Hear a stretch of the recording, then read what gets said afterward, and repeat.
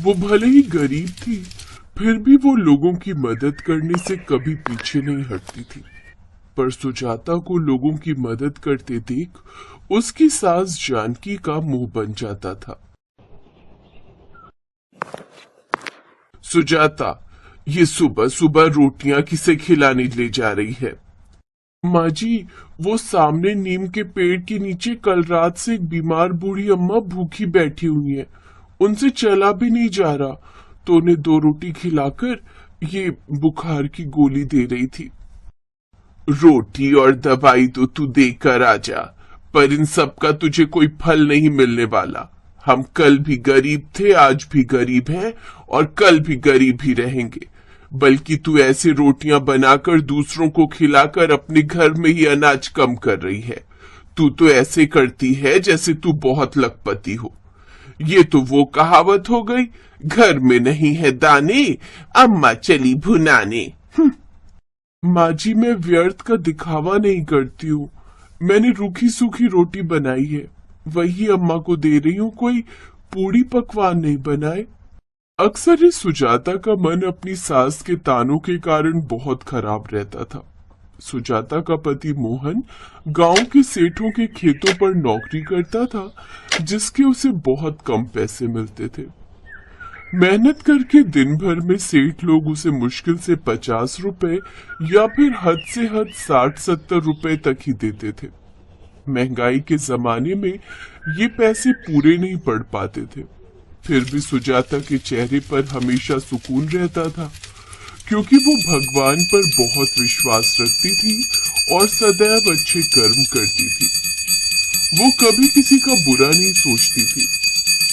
एक दिन सुजाता अपने दोनों बच्चों ज्योति और मोनू के साथ बाजार से लौट रही थी।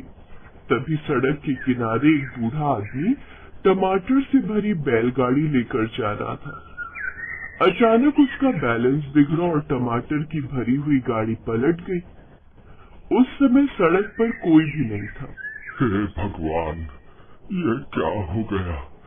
मेरी तो पूरी गाड़ी उलट गई। इतने टमाटर अकेला कैसे गाड़ी में वापस भरूं? घबराओ नहीं बाबा, मैं तुम्हारी मदद करती हूँ। ज्योति, मोनू, चलो बच्चों, जल्दी जल्दी इनके टमाटर वापस गाड़ी में रखवा देते हैं। टमाटर सड़क पर इधर उधर दूर दूर तक बिखर गए थे।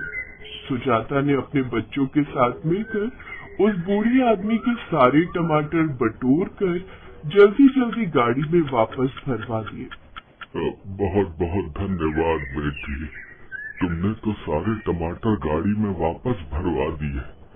मैं तो अकेला इतना सब कर ही न पाता। मैं तो बहुत घबरा गया था। मुझे ये सारे टमाटर शहर की मंडी में लेकर जाने हैं। अगर एक भी टमाटर खराब हो जाता तो मालिक मुझ पर बहुत गुस्सा होता। जीते रहो बेटी, सदा खुश रहो।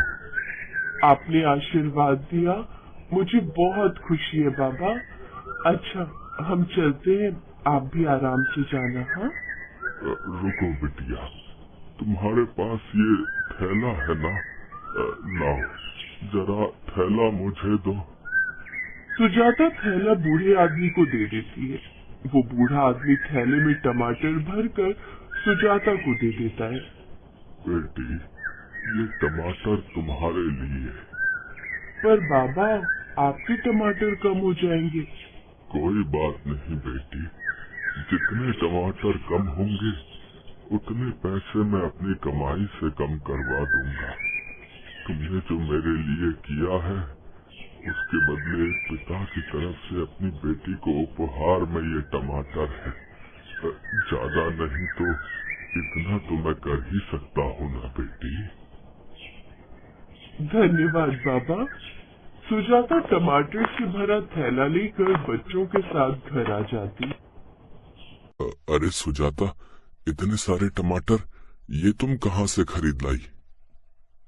सुजाता इससे पहले कुछ बोलती दोनों बच्चों ने ही अपने पिता को सारी बात बता दी। पापा, पापा, सड़क पर एक बूढ़े बाबा के टमाटर गिर गए थे। हमने उनके टमाटर वापस गाड़ी में रखे तो उन्होंने ये बहुत सारे टमाटर माँ को दे दिए। हाँ, सड़क पर बहुत दूर दूर तक टमाटर बिखर गए थे। हमने सारे टमाटर बटोर कर उनकी गाड़ी में डाले। अच्छा, तो ये बात है। चलो अच्छा है, कुछ तो ढंग का काम करके आई, वरना दूसरों की मदद करके खाली हाथ ही लौटती है। सुजाता को पता था उसकी सास ऐसे ही बात करती है, इसलिए वो कुछ नहीं बोली। उसी शाम आसमान में काले बादल छा जाते हैं। ऐसा लगता है मानो बारिश होने वाली हो। थोड़ा तेल और बेसन रखा है क्या? बारिश का मौसम है। मैं सोच रहा था आज रोटी रहने देते हैं, थोड़े पकौड़े ही बना लो। बेसन तो रखा है, थोड़ा तेल भी है, पर पकौड़े बनाऊं किसके? आलू प्याज तो घर में खत्म हो रहे हैं। या तो रहने ही देते हैं पकौड़े, कोई बात नहीं, जो रखा है वही बना ले। मोहन ने बहुत दिल से पकौड़े बोले थे। सुजाता सोचने लगी कि आखिर वो पकौड़े किसके बनाए। तभी उसकी नजर टमाटर से भरे थैले पर जाती है और उसके दिमाग में एक आइडिया आता है। सुजाता थैले में से कुछ टमाटर निकालती है, उन्हें गोल गोल काट कर मसालेदार बेसन के घोल में लपेटकर गरम गरम टमाटर के पकौड़े बनाने लगती है। सुजाता, तुम तो कह रही थी आलू प्याज खत्म हो गए हैं, फिर ये पकौड़े? ये टमाटर के पकौड़े हैं, खाकर बताओ कैसे बने हैं। अरे, टमाटर के पकौड़े! अरे वाह, ये तो तुमने कमाल कर दिया। ये तो खाने में बहुत ही स्वादिष्ट है। सुजाता उस दिन सबको करारे करारे टमाटर के पकौड़े बनाकर खिलाती है। सबको टमाटर के पकौड़े बहुत बढ़िया लगते हैं। रात को सोते सोते सुजाता के दिमाग में कुछ चल रहा था। अगले दिन जब वो सोकर उठी तो मोहन से बोली, सुनो, कल रात मेरे दिमाग में एक बात आई थी। हमारे गांव में सब जो भी पकौड़े बनाते हैं वो आलू प्याज मिर्ची या फिर पनीर के होते हैं, पर टमाटर के पकौड़े कोई भी नहीं बनाता। तुम भी सुबह खेत पर चले जाते हो, बच्चे भी स्कूल चले जाते हैं या फिर खेलते हैं, माँ जी भी मंदिर चली जाती हैं या फिर अपने काम करती हैं, और मैं भी घर के काम करने के बाद खाली रहती हूँ। अगर तुम मुझे हामी भरो तो क्यों ना मैं शाम के समय टमाटर के पकौड़े का ठेला लगा लूं। इससे तुम्हें मदद मिलेगी और घर में पैसों की भी दिक्कत नहीं होगी। ये देखो, घर की बहू होकर अब बाजार में पकौड़े का ठेला लगाएगी।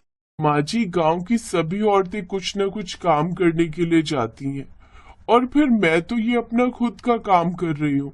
शहर में आदमियों के साथ साथ औरतें भी काम करती हैं, तो गांव में क्यों नहीं? ठीक है सुजाता, जैसी तुम्हारी मर्जी। मुझे तुम पर पूरा भरोसा है कि तुम कुछ अच्छा ही करोगी।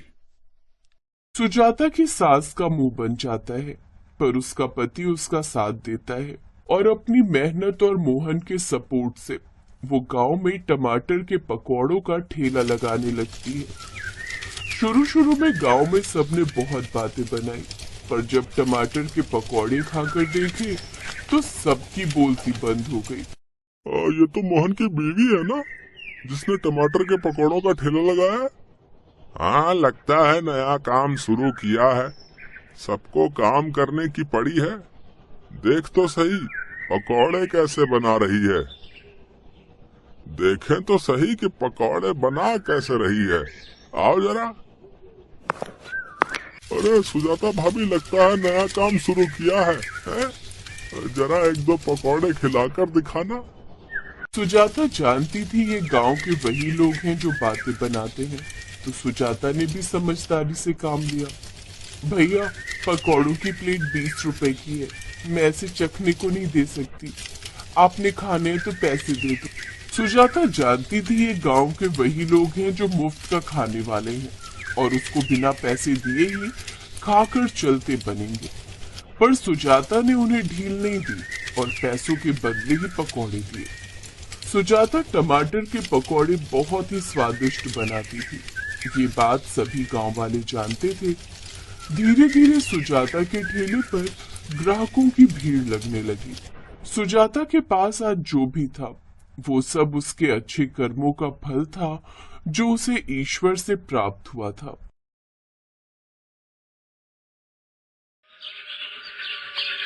रजनी का पति राजेश एक फैक्ट्री में नौकरी करता था। घर में उनके अलावा उसकी सास और छोटी ननद थे। रजनी, मेरा रोटी का डिब्बा दे दो, मुझे आज फैक्ट्री जल्दी पहुंचना है। आज मालिक ने बड़ी नई मशीनें मंगवाई हैं, तो सबको जल्दी आने के लिए कहा है। राजेश बेटा, सुमन के लिए पंडित जी एक रिश्ता बता गए थे। मैं सोच रही हूँ बात कर लेते हैं। ठीक है माँ, इस सोमवार मेरी छुट्टी है, लड़के वालों को घर बुला लेंगे। क्यों रजनी, तुम बताओ। हाँ ठीक रहेगा, मैं घर पर ही कुछ अच्छा खाने का बना लूंगी। ये बढ़िया बात है। अच्छा, मैं चलता हूँ। राजेश और रजनी दोनों में आपसी समझ बहुत थी। इसी कारण वो दोनों अपने परिवार को भले ही कम रुपयों में पर अच्छे से चला रहे थे। सुमन को लड़के वाले देखने आ जाते हैं। उन्हें सुमन पसंद आ जाती है और 6 महीने बाद की तारीख सुमन की शादी की पक्की हो जाती है। रजनी, सुमन की शादी के लिए पैसे भी जोड़ने पड़ेंगे। हमारे पास 6 महीने का समय है। चिंता मत करो, सब हो जाएगा। मेरी शादी की सोने की चेन और चूड़ियां मैं सुमन को दे दूंगी। जेवर का काम हो जाएगा। बाकी तो अभी समय है, हम शादी के लिए जोड़ लेंगे। सुमन, तेरी रजनी भाभी सचमुच कितनी अच्छी है। हाँ माँ, मैं भी यही देख रही हूँ। वो हम सब के बारे में कितना सोचती हैं। सब कुछ ठीक चल रहा था, पर कहते हैं ना, खुशियां और परेशानियां दोनों बिना दस्तक दिए आती हैं। एक दिन फैक्ट्री में मशीन पर कपड़ा काटते हुए राजेश का हाथ उसमें आ जाता है। राजेश बुरी तरह जख्मी हो जाता है। देखो रजनी, मैंने राजेश के हाथ के लिए अपनी तरफ से जो भी पैसे देने थे वो दे दिए हैं। बाकी इसका इलाज तुम खुद करवाओ। गलती ये मजदूर खुद करते हैं और भरना हम मालिकों को पड़ता है। पर मालिक, डॉक्टर अभी 2 लाख रुपए और मांग रहे हैं। अरे कितना दूं? 1 लाख रुपए तो मैंने लगा दिए। अब मेरे बस की बात नहीं है, अपने आप करो जैसे मर्जी। फैक्ट्री का मालिक बहुत ही बेईमान निकला। उसने सारी गलती राजेश पर डाल दी। रजनी के पास अपने जेवर बेचने के अलावा कोई चारा नहीं था। उसने अपनी पाई पाई राजेश के इलाज में लगा दी। 1 महीने बाद राजेश को हॉस्पिटल से छुट्टी मिली और वो घर आया, पर अभी भी राजेश का हाथ ठीक नहीं था और घर में कोई कमाने वाला भी नहीं था। इसलिए पैसों की परेशानी शुरू हो गई। उधर सुमन की शादी के दिन भी नजदीक आ रहे थे। सब कैसे होगा कुछ समझ नहीं आ रहा। सुमन की शादी को 4 महीने बाकी रह गए हैं। माँ जी, आप चिंता मत करो। जब तक मैं इस घर में हूँ, इस घर पर कोई आंच नहीं आएगी। मैं काम करूंगी माँ जी। पर रजनी, तुम क्या काम करोगी? कोई ना कोई काम मैं ढूंढ दूंगी। कोशिश करने से सब काम हो जाते हैं। रजनी रोजाना ही काम की तलाश में घर से निकलती थी। एक दिन चलते चलते उसे प्यास लगी। उसने एक टमाटर सूप की दुकान देखी। रजनी ने वहां से पानी पिया। कुछ देर वो टमाटर सूप बनाने वाले को सूप बनाते हुए देखती रही। दुकानदार गर्म गर्म टमाटर सूप कटोरे में डालता, उसमें ब्रेड के टुकड़े डालता और क्रीम मिलाकर ग्राहकों को बेच रहा था। रजनी को यह काम बहुत ही आसान लगा। ग्राहकों की भीड़ भी सूप की दुकान पर लगी हुई थी। अगर मैं भी टमाटर सूप का ठेला अपने मोहल्ले के पास लगा लूं तो ये सूप बनाना तो बहुत ही आसान है। राजेश अभी कुछ समय और काम पर नहीं जा पाएंगे। मुझे कुछ तो करना ही होगा। आगे सुमन की शादी भी करनी है। सब बातें सोचती हुई रजनी घर आती है और राजेश से इस बारे में बात करती है। राजेश मान जाता है। रजनी के पास उसका मंगलसूत्र रखा था। पहले तो उसे देखकर रजनी की आंखों में आंसू आ जाते हैं, पर वो मजबूर थी, उसके पास पैसे नहीं थे, इसलिए वो एक सुनार को अपना मंगलसूत्र बेचकर 5,000 रुपए ले आती है। उन रुपयों से रजनी सूप बनाने के सारे बर्तन और सब्जियां खरीद लेती है। राजेश एक व्यक्ति को जानता था जो ठेले किराए पर देता था। अब रजनी को बस सूप बनाना शुरू करना था। रजनी सारी तैयारी के साथ भगवान को याद करके अपना टमाटर सूप का ठेला मोहल्ले में लगा लेती है। धीरे धीरे ग्राहक रजनी के ठेले पर टमाटर सूप पीने आने लगे। शुरू शुरू में उसकी कमाई थोड़ी होती थी, पर जैसे जैसे रजनी ने टमाटर सूप और स्वादिष्ट बनाना शुरू किया तो ग्राहक बढ़ने लगे। रजनी बहू, अगले महीने सुमन की शादी है, मैं सोच रही थी कि कुछ खरीदारी शुरू कर देते। माँ जी आप चिंता मत करो, मैंने 5 लाख रुपए की एक कमेटी डाल दी थी, इस महीने में वो कमेटी उठा लूंगी, फिर हम आराम से सुमन के लिए जेवर और कपड़े खरीद सकते हैं। बाकी रोजाना की कमाई से भी कुछ न कुछ बचत हो ही जाएगी। रजनी, तुम जैसी बहू पाकर हम सचमुच बहुत धन्य हो गए। तुमने इतनी परेशानियों के बावजूद भी हिम्मत नहीं हारी, बल्कि टमाटर सूप का काम शुरू किया। माँ जी, ये तो आपका और भगवान का आशीर्वाद है जो मेरा काम इतना चल पड़ा। अब आप चिंता मत करो, हम बहुत धूमधाम से सुमन की शादी करेंगे। रजनी ने टमाटर सूप घरों में ऑनलाइन डिलीवर करना शुरू कर दिया। धीरे धीरे रजनी की मेहनत से उसका टमाटर सूप का ठेला चल पड़ा।